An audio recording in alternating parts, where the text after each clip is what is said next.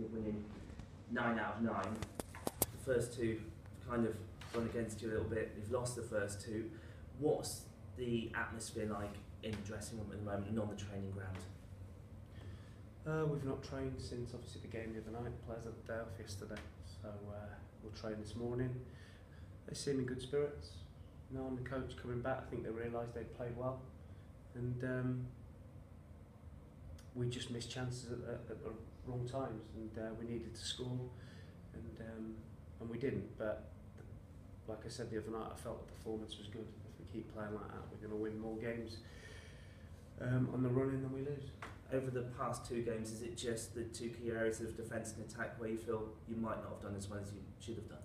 They're the main areas in any game of football, aren't they? You know, they're both penalty areas are the ones where you win and lose games, and Bristol City were more clinical than us, and you know that's why they have, you know, they've got big budget and big players that are guaranteed to do that. We've got some players that are not quite there yet. So full credit to Bristol City. You know, big club, good squad of players, and they're the best team in the league. So we, like I say, we dust ourselves down. We focus on Peterborough.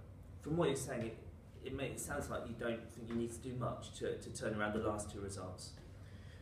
No, if you look at the performance, yeah. You look at all the stats, the shots, corners, the possession, it tells you that we were the more dominant team, but you have to put the ball in the back of the net, and that's the one bit that we can't give the players.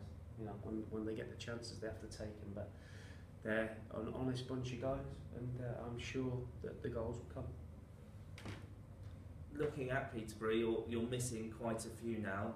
Suspensions for Yasser, Rossi Branco, Harry Toffler, we don't know how his injury is at the moment. Nathan's still out. Does this leave you, basically, the team picks itself because you haven't got many players to choose from? No, not really, because we, like I say, you know, hopefully Harry will be fit.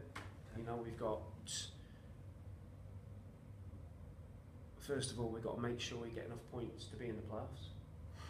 And if we're successful at that, then we have to plan what players we need to give game time to, which players we need to rest to make sure that they're right at it for the first playoff game. And so we're looking at that, and I think it might be a little bit of a luxury for us because we know now that more or less that we're going to be in the playoffs, and we can really plan and prepare with that in mind. So that is it now, you're kind of striking off automatic? No, I didn't say that. No, you didn't, okay. I didn't say that. I just said we're going to plan and prepare as if we are, and anything else would be a bonus.